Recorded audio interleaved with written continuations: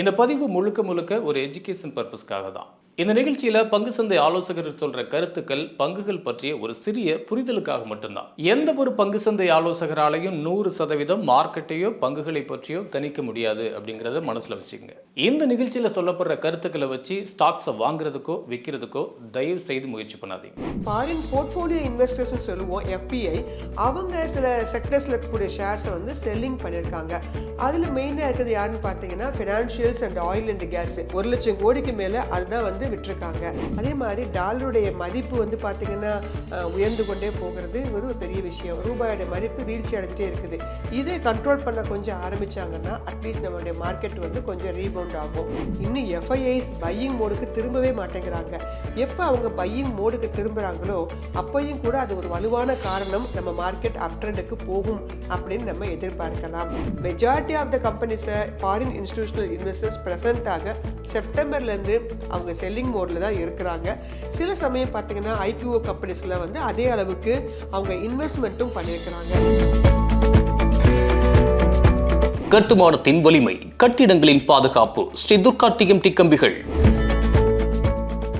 News cafe நேயர்களுக்கு வணக்கம். நம்ம இந்த பதிவில் என்ன பார்க்க போகிறோம் அப்படின்னு கேட்டிங்கன்னா, நிஃப்டி 2024 ஒரு லெவலுக்கு வந்து ஒரு ப்ராஃபிட்டை கொடுத்து ஒரு வழியாக அதோடைய முடிவை முடிச்சிருக்காங்க. அடுத்து உங்களுக்கு நிஃப்டியோட ரேலி 2025 ஸ்டார்ட் ஆக போகுது. ஸோ இது எப்படி இருக்க போகுது? போன வருஷம் மாதிரி உங்களுக்கு ஒரு ஆல் டைம் ஹையை வந்து கொடுக்குமா, அல்லது ஒரு ரேஞ்ச் பவுண்ட்ரியாகவே இருக்க போகுதா அப்படிங்கிறது தான் நமக்கு நிறைய பேருக்கான ஒரு கொஸ்டின். ஏன்னா கடந்த 9 வருடங்களாகவே கன்சிக்யூட்டிவாக என்ன பண்ணி வச்சிருக்குது, உங்களுக்கு நிஃப்டி வந்து ரிட்டர்ன்ஸ் கொடுத்துட்டு தான் இருக்கிறாங்க. ஸோ அதனால் தொடர்ச்சியாக ரிட்டர்ன்ஸ் கொடுத்துட்டு இருக்கக்கூடிய நிஃப்டி இந்த ரேலியை 10வது வருஷமும் கொடுக்கணும் அப்படிங்கிறது தான் எல்லாருடைய எதிர்பார்ப்பு. என்னுடைய எதிர்பார்ப்பு அதே தான். ஸோ போன வருஷம் வந்து பார்த்தீங்கன்னா உங்களுக்கு எவ்வளோ ரிட்டர்ன் பதிவு பண்ணியிருக்காங்கன்னா 8.8. ஆரம்பத்தில் நல்ல ரிட்டர்ன்ஸ் தான் வந்தாங்க செப்டம்பர் வரைக்கும். அதுக்கப்புறமாகத்தான் உங்களுக்கு ஒரு டவுன் ட்ரெண்டு. ஆனால் அதுக்கு முந்தின வருஷம் 2023 நிஃப்டி வந்து கிட்டத்தட்ட ஒரு 20% ரிட்டர்னை வந்து பதிவு பண்ணியிருக்கிறாங்க. ஸோ அதனால் இந்த வருஷமும் நமக்கு வந்து 20% கொடுக்குமா அப்படின்னு தெரியாது. கொடுக்க அட்லீஸ்ட் ஒரு 10லேருந்து ஒரு 15%க்குள்ளேயாவது நமக்கு 2025 கொடுத்தா நம்மளுடைய போர்ட்ஃபோலியோ எல்லாமே நல்ல ரிட்டர்ன்ஸை கொடுக்கும். நம்ம எல்லாருக்குமே இது ஒரு சந்தோஷமான விஷயமாகவும் அமையக்கூடும். ஸோ இந்த 2025 வந்து பார்த்தீங்கன்னா முதல் 6 மாதத்துக்கு வந்து நிறைய இம்பார்ட்டண்ட்டான விஷயங்கள்லாம் வரப்போகுது. ஸோ அதன் காரணமாக மார்க்கெட் வந்து ஹைலி வாலட்டைலாக இருக்க போகுது. முதல்ல ஃபஸ்ட்டு வருதுன்னு பார்த்தீங்கன்னா Q3யோட ரிசல்ட்டு. அடுத்த வாரத்துலேருந்து டிசிஎஸ் வந்து ஸ்டார்ட் பண்ணி வச்சு வரிசையாக உங்களுக்கு என்ன பண்ண ஆரம்பிச்சிருவாங்க, Q3 ரிசல்ட்ஸ் வரும். Q3 ரிசல்ட்ஸ் பெரும்பாலும் ரொம்பவும் எதிர்பார்த்தபடி ஃப்ளோரிஷாக ஒன்றும் இருக்காது. Q4 ரிசல்ட்ஸ் எப்போதுமே நல்லா இருக்கும். பட் எனிவே மார்க்கெட்டை கொஞ்சம் நகர்த்தி கொண்டு போகிறதுக்கு Q3 ரிசல்ட்ஸ் வந்து நமக்கு உபயோகமாக இருக்கும். அதே மாதிரி ஆட்டோ சேல்ஸ் டேட்டாலாம் வர ஆரம்பிக்கும். ஆர்பிஐ கவர்னருடைய பதவி, அவருடைய ரேட் கட் அனௌன்ஸ்மெண்ட், ஏன்னா புதுசாக வந்திருக்காங்க இல்லையா, ஸோ அவங்களுடைய ரேட் கட் அனௌன்ஸ்மெண்ட்டை எதிர்பார்த்து காத்துட்ருக்கிறோம். அதுக்கு மிக முக்கியமானது budget rally, pre budget rally நமக்கு பொங்கலுக்கு அப்புறமாக ஆரம்பிச்சிடும். ஸோ இந்த விஷயங்கள் அடுத்ததாக ட்ரம்ப்போட பதவியேற்பு 20ஆம் தேதி வராரு. ஸோ வந்தோடனே நிச்சயமாக ஏதாவது ஒரு டாரிஃப் வேறு அனௌன்ஸ்மெண்ட் பண்ணுவார்.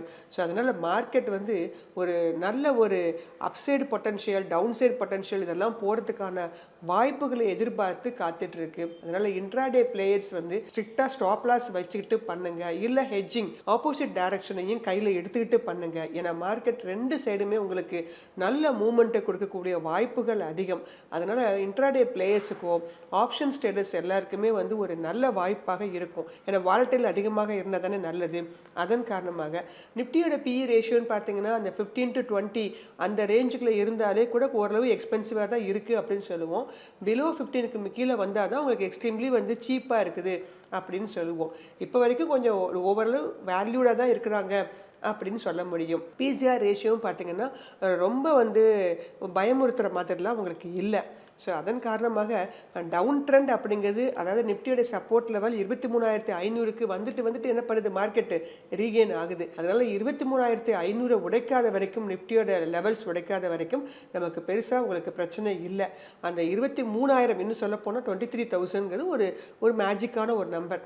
அந்த இடத்த பிரேக் பண்ண ஆரம்பித்தா மட்டும்தான் நம்ம வந்து பேனிக் ஆகணும். அது வரைக்கும் தொட்டுட்டு என்ன பண்ணிட்டே இருக்கிறாங்க, திரும்பிட்டே இருக்கிறாங்க. பட்டு மார்க்கெட்டை நல்ல ஸ்ட்ராங்காக பூஸ்ட் பண்ணி கொண்டு போகிறதுக்கு இன்னும் வலுவான காரணங்கள் தேவைப்படுது. அதே மாதிரி டாலருடைய மதிப்பு வந்து பார்த்திங்கன்னா உயர்ந்து கொண்டே போகிறது ஒரு பெரிய விஷயம். ரூபாயோட மதிப்பு வீழ்ச்சி அடைஞ்சிட்டே இருக்குது.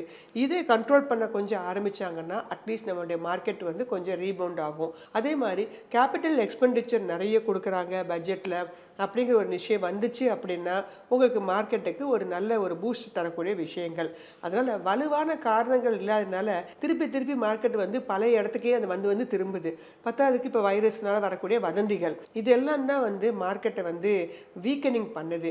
குளோபல் கியூஸும் அதே மாதிரி இருக்கிறதுனால. ஸோ நார்மலாக இந்த வைரஸ் பிரச்சனைகள்லாம் இல்லாமல் நார்மலாக ஸ்மூத்தான மார்க்கெட்டாக இருந்தால் கூட பெரிய லெவலில் மார்க்கெட் வீழ்ந்து விடாது. அதே சமயம் மார்க்கெட்டை தூக்கி நிப்பாட்டுறதுக்கு நிறைய வலுவான காரணங்களும் இப்போதைக்கு ப்ரெசண்ட்டாக இல்லைங்கிறதுனால தான் மார்க்கெட் ஒரு ரேஞ்ச் பவுண்டரியாக 23,500லேருந்து 24,500 இந்த 1000 பாயிண்ட்லேயே கடந்த ஒரு மாதமாக ட்ராவல் ஆகிட்டு இருக்கு. அதை விட மிக முக்கியமான விஷயம், இன்னும் எஃப்ஐஐஸ் பையிங் மோடுக்கு திரும்பவே மாட்டேங்கிறாங்க. எப்போ அவங்க பையிங் மோடுக்கு திரும்புகிறாங்களோ அப்பையும் கூட அது ஒரு வலுவான காரணம் நம்ம மார்க்கெட் அப் ட்ரெண்டுக்கு போகும் அப்படின்னு நம்ம எதிர்பார்க்கலாம். பார்ப்போம் என்ன நல்ல விஷயங்கள் நடக்குது அப்படின்னு சொல்லிட்டு. இந்த வருஷம் வந்து பார்த்திங்கன்னா நிறைய செக்டர்ஸ் இருக்கிறாங்க இல்லையா, அதில் நல்ல பர்ஃபார்மாக அமைஞ்ச செக்டர்ஸ் யார், முதல்ல பர்ஃபார்மிங் வைஸ் ஃபஸ்ட் ரேங்க் கொடுக்கணும் அப்படின்னா யாருன்னு கேட்டிங்கன்னா நமக்கு ஜாஸ்தி பிடிக்காத ஒரு செக்டர் யாருன்னு கேட்டிங்கன்னா ஹெல்த் கேர். அவங்க தான் 36% வந்து லாபத்தை கொடுத்துருக்கிறத பண்ணுறாங்க. ஏன்னா ஹாஸ்பிட்டல்ஸ் அவ்வளவு தேவைகள் இருக்குது போல் இருக்குது. அதனால் ஹாஸ்பிட்டல் செக்டர் தான் உங்களுக்கு அதிகபட்ச லாபத்தை வந்து கொடுத்துருக்குறாங்க. அடுத்ததாக ஃபார்மா செக்டர் 33% லாபத்தை கொடுத்துருக்குறாங்க. ரியாலிட்டி செக்டரும் நல்ல லாபத்தை கொடுத்துருக்காங்க. 36% வந்து அந்த செக்டரில் உள்ள கம்பெனிகள் அது வந்து லாபத்தை வந்து பதிவு செஞ்சுருக்கிறாங்க. அடுத்தபடியாக பார்த்தீங்கன்னா ப்ரைவேட் பேங்க்கெல்லாம் வந்து லாஸில் தான் போயிருக்கிறாங்க. மீடியா அவங்கெல்லாம் லாஸ் தான். ஆயில் அண்ட் கேஸ் வந்து ஒரு 13% தான் ப்ராஃபிட்டை கொடுத்துருக்குறாங்க. எஃப்எம்சிஜி லாஸ் மேக்கிங் செக்டராக இருந்திருக்கிறாங்க -1.0. ஆயில் அண்ட் கேஸும் கொஞ்சம் அடி வாங்கினாங்க. ஐடி செக்டர் 9% லாபத்தை பதிவு செஞ்சுருக்கிறாங்க. ஃபினான்ஷியல் சர்வீஸ் 10.5%, கன்சியூமர் டியூரபிள்ஸ் நல்லாவே பதிவு செஞ்சுருக்காங்க. 33% பதிவு செஞ்சுருக்கிறாங்க. ஆட்டோ துறை 22% பதிவு பண்ணியிருக்கிறாங்க. மெட்டல்ஸ் 10% வந்து பதிவு பண்ணியிருக்கிறாங்க. பேங்கிங் செக்டர்னு பொறுத்த மட்டும் பப்ளிக் செக்டர் அண்டர்டேக்கிங் பேங்க்ஸ் வந்து 15.7% லாபத்தை பதிவு செஞ்சுருக்கிறாங்க. ஸோ இந்த செக்டர் வைஸில் இருக்கக்கூடிய கம்பெனிகள்லாம் பார்த்தீங்கன்னா இந்த செக்டர்ஸ் எல்லாமே நல்ல லாபத்தை சில செக்டர்ஸ் பெற்றிருக்கிறாங்க. சில செக்டர்ஸ் வந்து லாபம் வந்து பெருசாக இல்லை. ரொம்ப நஷ்டப்பட்ட செக்டர்னு பார்த்தீங்கன்னா media, FMCG and private banks இவங்கெல்லாம் வந்து ஒரு நஷ்டத்தை சந்திரிக்கக்கூடிய செக்டராக போன 2024 பதிவு செஞ்சுருக்கிறாங்க. அதிகபட்ச லாபத்தை பதிவு செஞ்ச செக்டர்ஸ்ன்னு பார்த்தீங்கன்னா ஷிப் பில்டிங் பண்ணியிருக்கிறாங்க. 98.63% பண்ணியிருக்கிறாங்க. கன்சூமர் டியூரபிள்ஸ் நான் ஏற்கனவே சொல்லிட்டேன், அவங்க நல்ல லாபத்தை பதிவு செஞ்சுருக்கிறாங்க. கேபிட்டல் குட்ஸ் அப்படிங்கிற செக்டரும் நல்ல லாபத்தை பதிவு செஞ்சுருக்கிறாங்க. 57% லாபத்தை பதிவு செஞ்சுருக்கிறாங்க. எலக்ட்ரிக்கல்ஸ் துறையில் இருக்கக்கூடிய கம்பெனிகளும் அவங்களுக்கு நல்ல லாபத்தை கொடுக்கக்கூடிய கம்பெனிகளாக தங்களை வந்து 47% கிட்ட லாபத்தை கொடுத்துருக்காங்க.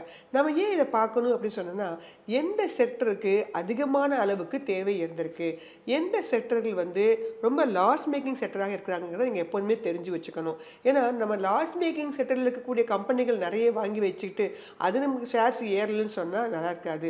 ஸோ எந்த செக்டர்களுக்கெல்லாம் நல்ல டிமாண்ட் இருக்குது, எந்த அளவுக்கு பர்சன்டேஜ் கொடுத்துருக்காங்க, எந்த செக்டர் ஆயில் அண்ட் கேஸ் வந்து பார்த்தீங்கன்னா ரொம்ப நலிவடைஞ்சிருக்கு, ஒருவேளை அடுத்த வருஷம் அவங்க நல்ல செக்டராக அது மாறலாம். ஸோ அதனால தான் இந்த வருஷம் நான் உங்களுக்கு கொடுத்துருக்கேன். நீங்களும் செக் பண்ணி பாருங்கள் நீங்கள் எந்த மாதிரி செக்டர்ஸ்லாம் தேர்ந்தெடுத்திருக்கீங்க. ஏன்னா எல்லா செக்டர்ஸில் இருந்தும் ஷேர்ஸ் வாங்கணும். டைவர்சிஃபைடாக இருந்தால் தான் நம்ம ஓரளவு என்ன பண்ண முடியும், அட்லீஸ்ட் நம்மளுடைய போர்ட்ஃபோலியோ ஒரு 10% ஒரு 15% ரிட்டர்ன் தரக்கூடிய போர்ட்ஃபோலியோவாக மாறும். ஒரே செக்டர்லையோ இல்லை நலிவடைந்து வரக்கூடிய செக்டர்லையோ நீங்கள் வந்து பணத்தை போட்டிருந்தீங்கன்னா எவ்வளவுதான் மார்க்கெட் ஏறினாலும் நமக்கு பெரிய லெவலில் அது லாபத்தை உண்டு பண்ணாது. ஷேர் மார்க்கெட்டில் செக்டர் வைஸ் என்னென்ன செக்டர்ஸ் எவ்வளோ பர்சன்டேஜ் லாபத்தை பதிவு செஞ்சாங்கன்னு பார்த்தோம். அதே மாதிரி நமக்கு இன்னொரு கேட்டகரி இருக்குது இல்லையா, மியூச்சுவல் ஃபண்டு. மியூச்சுவல் ஃபண்டில் எந்த மாதிரி ஃபண்ட்ஸுங்க எந்த மாதிரி ரிட்டர்ன்ஸை கொடுத்தாங்க அப்படின்னு பார்க்கும்போது அதில் ஒரு ஆச்சரியப்படுத்தக்கூடிய விஷயம் என்னென்னு பார்த்தீங்கன்னா அங்கே தீமேட்டிக் ஃபண்ட்ஸ்லாம் கொண்டு வந்திருந்தாங்க இல்லையா, அதுலேயுமே ஹெல்த் கேர் ஃபண்ட்ஸு நல்ல லாபத்தை பதிவு பண்ணியிருக்காங்க. 37% லாபத்தை பதிவு பண்ணியிருக்கிறாங்க. வழக்கம் போல் ஸ்மால் கேப் ஃபண்டுங்க 42% லாபத்தை கொடுத்துருக்குறாங்க. ஃப்ளெக்ஸி கேப்னு சொல்லியிருக்காங்க இல்லையா, அது 29% லாபத்தை கொடுத்துருக்காங்க. இண்டெக்ஸ் ஃபண்டுங்க எப்பொழுதும் போல் 30% லாபத்தை கொடுத்துருக்குறாங்க. ஈக்விட்டி லிங்க்டு ஃபண்டுங்க வந்து 29% லாபத்தையும், மிட் கேப் ஃபண்டுகள் 38% லாபத்தையும் கொடுத்துருக்குறாங்க. Financial service, FMCG, techie funds எல்லாமே வந்து பார்த்தீங்கன்னா கிட்டத்தட்ட 24-30% லாபத்தை கொடுத்துருக்காங்க. லார்ஜ் கேப் ஃபண்ட்ஸுங்க வந்து 25% லாபத்தை வந்து பதிவு செஞ்சுருக்கிறாங்க. லார்ஜ் அண்ட் மிட் கேப் அவங்க 2 பேரும் சேரும்போது 31% லாபத்தை கொடுத்துருக்குறாங்க. ஸோ அதனால் மியூச்சுவல் ஃபண்ட்லேயும் பார்த்தீங்கன்னா நல்ல லாபத்தை நல்ல ஃபண்ட்ஸுங்கெல்லாம் கொடுத்துருக்காங்க.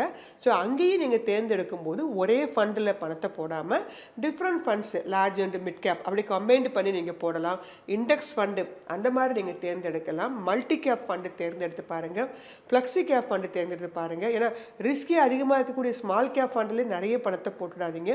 இங்கே எப்படி நம்ம நிறைய செக்டர் வைஸ் கம்பெனிஸ் வாங்குகிறோமோ அதே மாதிரி அங்கேயும் நிறைய ஃபண்டுங்க இருக்காங்க இல்லையா, அந்த ஃபண்ட்ஸில் நீங்கள் இது வரைக்கும் இல்லாத ஃபண்டு ஏதாவது ஒரு புது ஃபண்டை கூட நீங்கள் என்ன பண்ணலாம், இந்த வருஷம் நீங்கள் தேர்ந்தெடுத்து அது எவ்வளோ ரிட்டர்ன் பாஸ்ட் ரெக்கார்டில் என்ன கொடுத்துருக்காங்க அப்படிங்கிறதெல்லாம் செக் பண்ணிவிட்டு அவங்கள ஏயுஎம் எல்லாமே செக் பண்ணுங்கள். தென் அதுக்கப்புறமாக அந்த ஃபண்டில் லம்சமாகவோ இல்லை சிப்பு கூட இந்த வருஷத்தில் நீங்கள் வந்து தொடங்கலாம். ஏன்னா மியூச்சுவல் ஃபண்ட்லையும் எந்தெந்த ஃபண்டுங்க போன வருஷம் எப்படி ரிட்டர்ன்ஸ் கொடுத்துருக்காங்க அப்படிங்கிறத செக் பண்ணிக்கிறது எப்போதுமே நமக்கு அடுத்து வரக்கூடிய வருஷத்துக்கு உதவிகரமாக இருக்கும்.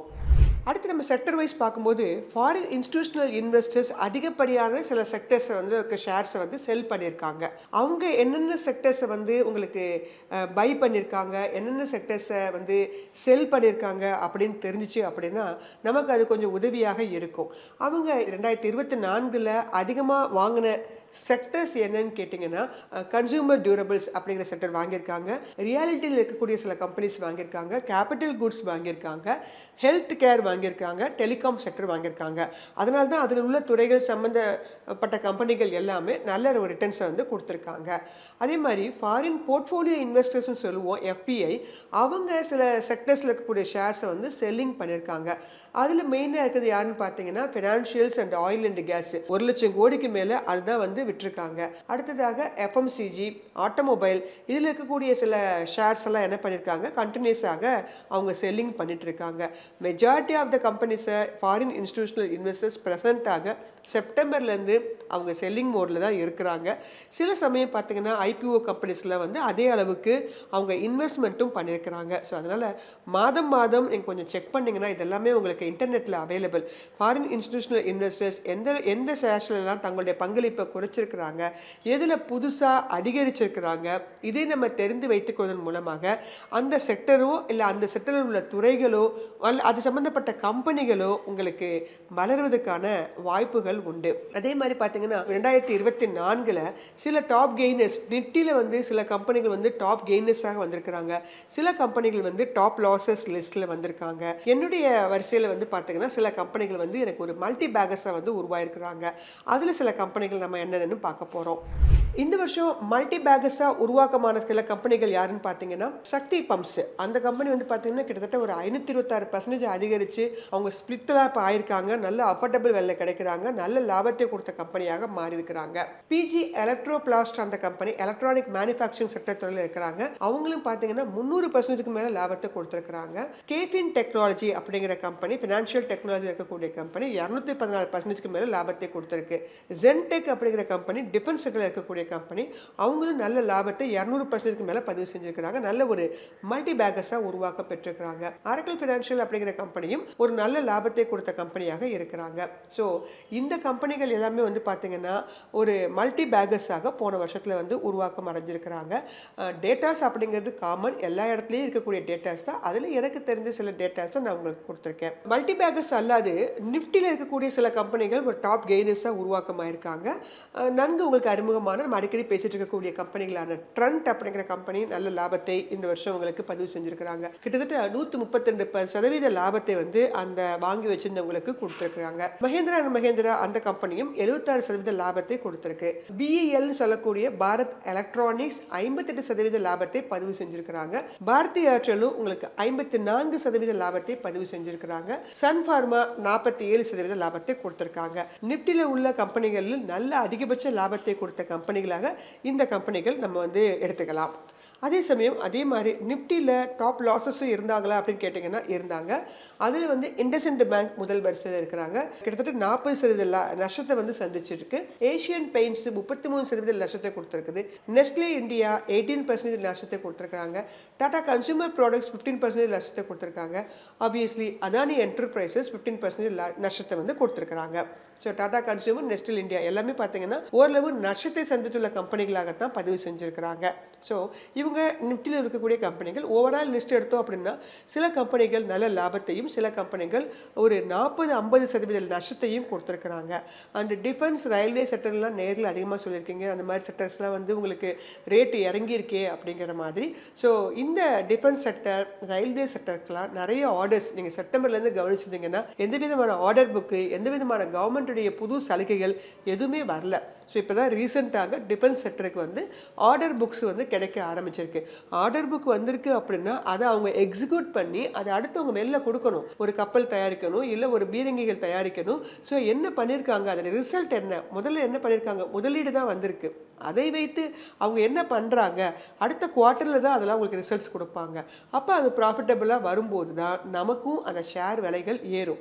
ஏன்னா ஒரு அதிகபட்ச ஒரு நிலைக்கு சென்று விட்டு இப்போது எல்லாமே என்ன இருக்காங்க, நல்ல ஒரு இறக்கத்தில் அஃபோர்டபுள் ரேட்டில் கிடைக்கிறாங்க. ஸோ நேயர்கள் லாபம் வரும்போது புக் பண்ணலை அப்படின்னா நஷ்டம் வரும்போது அடுத்த லாபத்துக்காக கண்டிப்பாக எதிர்பார்த்து காத்திருக்கணும். So technicals support and resistance level அப்படிங்கிறது ரொம்ப முக்கியம். நீங்கள் அது மட்டும் இல்லை, நீங்கள் ஸ்விங் ட்ரேடரா அல்லது இன்ட்ராடே பிளேயரா இல்லை லாங் டேர்மா. இப்போ லாங் டேர்ம் பிளேயரில் இருக்கவங்க மசகான் டக்கையோ இல்லை கொச்சின் ஷிப்யார்டோ இறங்கிச்சுன்னு கவலைப்பட்டு இருக்க மாட்டாங்க. ஏன்னா அந்த கம்பெனிகளால் உங்களுக்கு எப்போதுமே என்ன வராது, ப்ராப்ளம் வராது.